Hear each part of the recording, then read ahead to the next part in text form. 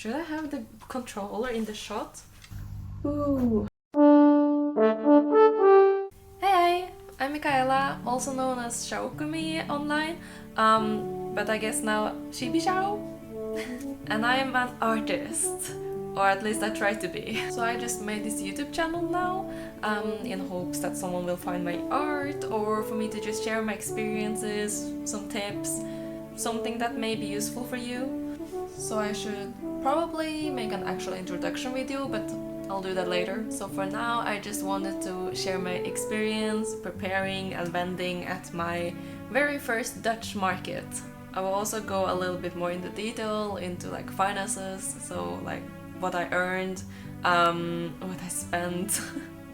So yeah, let's get started. Hope you find this useful. So first, just a short introduction. I'm 24 years old, I'm from Norway. 1.5 years ago, I moved to the Netherlands to study art. I did used to vend a lot at conventions, cosplay conventions back in Norway with my resin jewelry, but that was like back in 2016, 2018. It was mostly resin jewelry, but I discovered ceramics at school now, and now I'm just trying to slowly move into ceramics instead. So anyway, so this market that I went to was all the way back in November, and it's now warm and sunny March, so I'm a bit behind. The market was called Marche Huse? Marche Hus. I don't know. And I just started this channel, so I hope it's still useful for you. Just want to share my experience and what I've learned so far. So first I'm going to show a little bit of just the preparations. As I said, I moved towards ceramics, and my main product I wanted to be teapots. Little teapots. So for those who don't know what teapots are, they are basically a Chinese tradition of little ceramic sculpture. You will pour leftover tea on them and that will bring luck. The tea residue will then after a long time sometimes even change the teapot's color or smell to remember the good times you had with it. It's a very cute tradition, so I wanted to kind of mix in this like Asian heritage that I have and also some Scandinavian aesthetic to it. So yeah, that was my main product. So I was hard at work, just biking back and forth to school, as I have all my supplies at the studio there. First of all, ceramics take a long time. So when I decided a month before that I wanted to join the market, I didn't exactly have much time to prepare. At first you have to sculpt the clay. Then it needs to dry for at least a week. Then it goes into the kiln, which is like a bisque fire, so the kiln goes up to 1060 degrees Celsius, and then it takes another couple days to just like cool down. Actually 1200 degrees, because I used black clay, which needs a higher firing temperature if you want it to become actually black and not just grey. Then you have to clean and then glaze it a couple layers, and it goes back into the kiln again. So yeah, it takes a couple weeks. I was very stressed to just get to the sculpting. I also made little necklaces, earrings, magnets and ornaments. While waiting for the kiln, I also wanted to make some stickers to have like a cheaper alternative. So I got some help from a friend that actually has a cutting machine, like those fancy silhouettes or pre-cuts or whatever. Okay. So back here again. One was like winter night themed because it was close to Christmas, and another that was like dark academia. And then I didn't really want to bother my friend that much anymore, so I ended up just like cutting a bunch of like single stickers by hand, just scissor, with help from my partner. Thank you. So these are all stickers that are made of paper and recyclable glue, so I wanted to have a focus on sustainability in my art practice, but I'm not so sure if that's popular enough because a lot of people want like waterproof vinyl stickers, so I don't know if I'm gonna continue using paper. Let me know what you think. Lastly, I got some watercolor paper postcards, and then I used ink and watercolor to like paint them into different designs, so they're all unique and original. I really love this technique of painting because it's so flowy and unpredictable, and I'm usually very much of a stressed and planner kind of person. I'm also very interested in marine life and just playing with water. I'm lucky enough that we have a laser cutter at school, so I use that to cut out some of my displays for my stall for much cheaper than actually buying them off Amazon. I bought the files on Etsy, I will just leave the link below. They're also way easier to just take apart and transport, as I don't really have a car at the moment, so... So then it was the actual market day, and well, it went shit. Like the marketing and traffic, that was great. Like there was so many people there and it was so cozy. There was a lot of small artists, Christmas music, but I definitely failed on my target group. I was also heavily overpriced compared to the others. Like I mentioned, I am used to vending at cosplay conventions. That means that the audience usually knows what goes behind art, or they have been saving up money especially for just this convention, or they may even be artists themselves. However, this was mostly just like families out with their children to have some cozy Christmas experience. Or like an older couple that just takes a nice Sunday stroll and maybe they'll find a nice Christmas present deal. I know what art usually goes for at cosplay conventions because I've gone to cosplay conventions for many years. So I decided to just keep my prices and just save my product just for another time instead of heavily underpricing myself. For example, I would see like big crochet plushies, crochet plushies, and they were sold for like max 20 euros, while at cosplay conventions, the same size would sell for at least 40 or 50 euros. Or handmade ceramic pots that also usually goes for like 40 or even 60 euros, and here they were sold for 17. And yes, I bought one.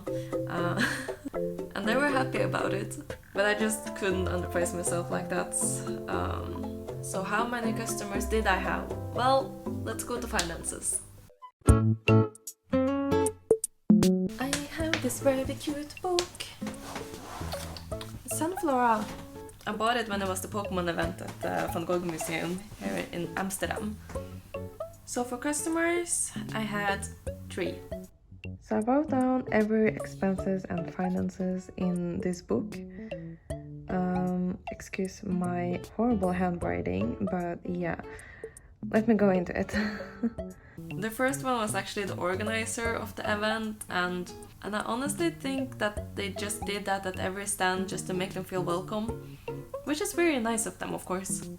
But I didn't feel like an actual customer that came to buy your product because they love it. And I found like the cheapest ceramic thing that I sold, which was like a tiny like snail magnet for 5 euros. The second one was a couple of moon earrings that my neighbor stand bought, which is also my good friend Caitlin. You can check out her social media here. And the last one was an actual visitor, but they bought like a resin flower necklace, which was honestly just like some leftovers that I've had, so I sold it for like 5 euros. So yeah, that was my customers for the whole day. Now for the expenses. The market itself was quite cheap to book a stand at. It was 40 euros for a one-day market. When it comes to displays, packaging, materials, then I kinda had to start from scratch because this was my first market that I vended at in Netherlands. And I don't really have anything here, they're all back in Norway. So I spent like approximately 30 euros on packaging like bags, honeycomb paper. Okay, let me show you honeycomb paper. It's really cool because instead of using like plastic like bubble wrap, you have this paper which you can just like pull and then ta-da! And then for materials, including like glaze and clay that I forgot to write up in here, I spent approximately 100 euros. So in total, that got me to approximately 200 euros. And then I earned 28 euros, leaving me in like minus 170, which is not the best. But again, I took this as a learning experience. And yeah, let's get to the last part. I wrote up a bunch of tips, but these are the 5 most important ones that I want to share with you. Number 1, find your target. As you saw, this was definitely not my target, and I do have experience from actually earning like hundreds of euros at other cosplay conventions selling resin jewelry. But for this market, even for my friend Caitlin that sold stickers, original art prints, had a hard time to just break even. It just wasn't the right audience. And I think even though this market was cheap, like 40 euros, I'd rather spend 150 euros on a good market where my audience, my target audience, is actually at, instead of going to like 3 smaller markets without my target. It will also save me a lot of time. Usually conventions in the Netherlands are quite expensive to have a market stall at. Usually around 120 to 150 euros for a one-day convention, or 150 to 300 or even 500 euros for like a whole weekend convention, depending on how big and popular they are, of course. Number 2, get some display cubes. My friend Caitlin had like grid cubes. You see them like everywhere at cosplay conventions as well. Most people have them already, and I think they look really great because you can like build height. They are, however, very heavy. So for the next time, I have bought those like with backings. I'm gonna get them. I bought these ones. I bought these brown ones. You can get them in several colors. And they are much lighter than the grid ones. Only thing is that they are going to be a bit more difficult to hang things on, but I'm gonna figure that out, okay? You can find them on Amazon for like 30-50 euros. Just search up like grid cubes, storage units, I think also like children storage, something. Tips number 3, backing cards. I focus a lot on selling necklaces these days, and the ones I made for the market, they were just laying on the table and it looked like such a mess. So now I have backing cards. I just like tape the cord or chain on the backside with washi tape, and now they look so much neater and professional. Step number 4, signs. I tried to write a description of like what the heck are T-pads on like a sign, but the text was so tiny and it was put way further in the back, so people had to like lean over to actually be able to read it. And you know, people are shy, they won't do that. So for next time, I'm making bigger signs, as well as like printing out QR codes for my social media, my shop, and printing out bigger signs for prices and other descriptions. Tip number 5, and the last tip for now, deals. People, especially Dutch people, they love deals. You see it constantly in grocery stores, way more than I've seen in Norway, to be honest. And it doesn't say 3 for 2, but it says buy 2 get 1 free. And people love free stuff. So I'm definitely gonna be thinking out some good deals for next time. So that's all from me right now. I hope you enjoyed my little insight and got something out of it. My next convention is Comic Con Holland in Brabanthallen Den Bosch, which I really hope goes well because it cost me over 300 euros just for the market fee. And I think I'm closer to being in minus 1,000 euros at the moment for all the materials and displays. So yeah, I'm trying to risk a little bit on this art business, so I would love for you to support me. So if you like this video, then please like, subscribe, like, leave a comment below and let me know that you like this. Maybe you have some tips yourself or some conventions you want to share. Other than that, you can find me on social media, Instagram and TikTok as Chibichao Shop. As well as if you would like to buy some of my art on Etsy, then it's Chibichao. Okay, thank you, bye!